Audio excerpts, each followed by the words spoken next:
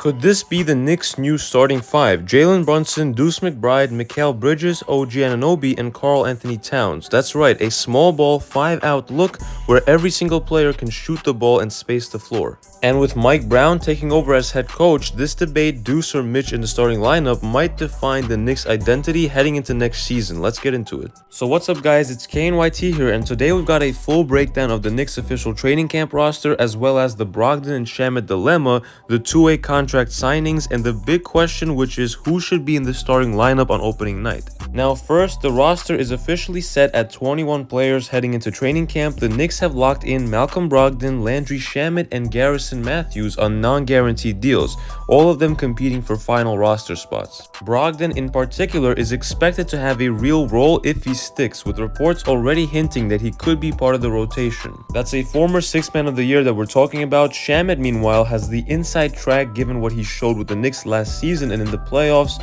and the respect that he's earned from the front office when he came back from his injury. And then there is Garrison Matthews, who's fighting to prove that he belongs in the sharpshooter mix. But here's the cap wrinkle: the Knicks can really keep only one of those veterans under the second apron as things stand. If Brogdon and Shamet stay healthy and Leon Rose in the front office want both of them on the regular season roster, someone like Tyler Kolek or even Pacome Dadier might be traded.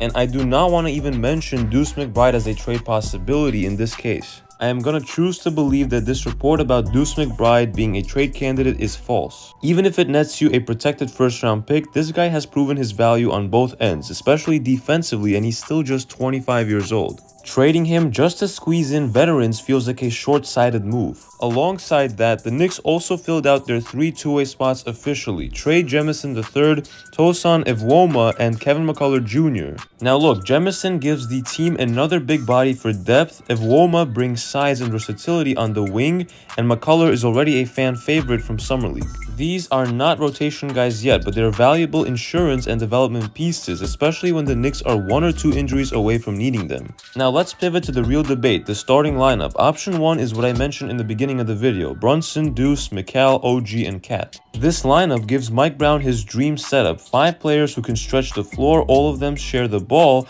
and space it perfectly for Brunson to cook. Deuce would slot in as that secondary guard, bringing defensive intensity, reliable spot-up shooting, and another ball handler to take pressure off Jalen.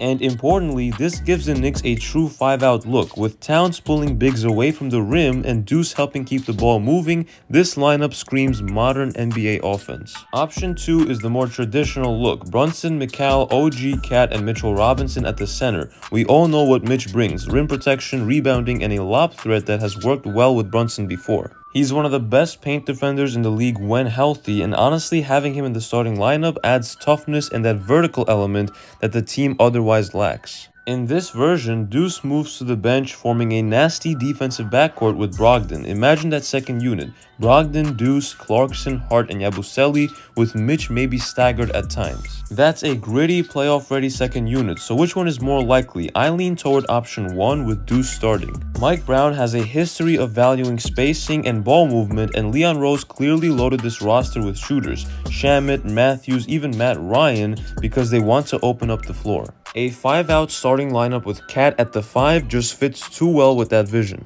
That said, I would not rule out the traditional Mitch lineup, especially since Brown might value keeping that rim protection in the starting unit. It really might come down to how training camp and preseason go. Either way, the Knicks are in a great spot. They're deep, they got veterans fighting for spots, young players earning development time, and a coach in Mike Brown who's going to push this team to maximize spacing, shooting, and defense. So I'll throw the question back to you. Which starting lineup do you want to see on opening night? Deuce in the 5-out system or Mitch anchoring the paint? Drop your thoughts in the comments below. And as always, if you enjoyed this breakdown, make sure to hit that like button and sub to the channel for more Knicks news and updates you will not want to miss. It's been KNYT here, and I'll see you guys in the next one.